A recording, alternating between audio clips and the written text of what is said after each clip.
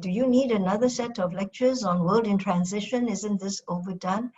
No, it's me giving the exposition.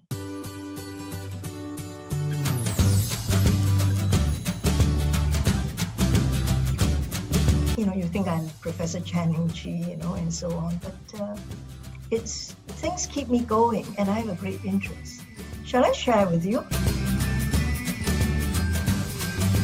When I have downtime and before I sleep, I'm YouTubing on my bed. Oh, I YouTube all kinds of things, gossipy stuff, film stars, Last night I was watching Shakespeare, okay? Tom Hiddleston doing Henry IV. But it's not always that, I watch bits of films, I listen to songs, and it ranges from pop to classical and opera. I'm hearing Tosh Chang, Sugar Shay all the time. Who are they? Then I just YouTube. I watch, their raps, limpe, this stuff. And it's very interesting. And maybe I enjoy it for what it is, the rhythm, the sounds, and the visual. Then I start thinking, what is the Singapore identity? Of course, I can't help being Professor Chan. So after I watched this, I stepped back and I said, what do they express? And what is our popular culture evolving to be?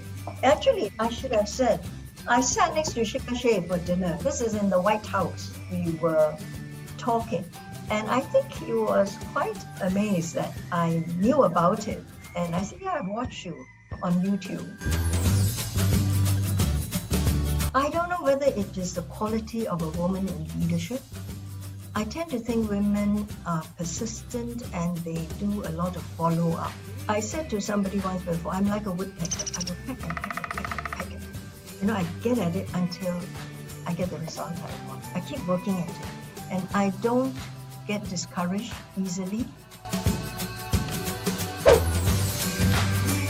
People say I'm very hands-on. I will do things. I don't sit there giving orders. You will just see me as easily picking up a teacup to wash it, because it seems such a thing for people to wash their own teacups. And I said, look, what's the problem? So I think if you are a leader and you demonstrate by example, it's not an issue, and people will respect you for that. When I was an ambassador, I used to go to the wet markets in Washington, and Washington Post was so struck by this, they wrote an article on that. People find me formidable, and I intimidate them, I am told. They have not met me, but they're already intimidated. I don't know. I think when people get to know me and people who work for me, they say they find me very easy to approach. So I think it comes with what you do. If I were a fashion designer, maybe people wouldn't find me so intimidating. I'm a political scientist. I talk about international relations. I'm a diplomat, so it's intimidating. So when we are young, we come out very sharp-tongued, but as one gets older, there are different ways of putting something across. There's a lighter side of me.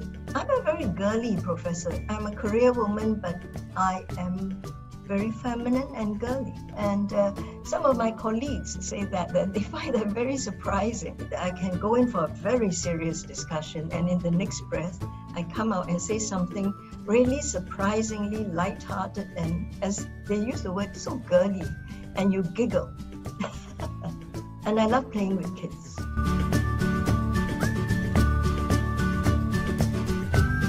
The first is on disruption, democracy falters, capitalism flounders, world order unravels.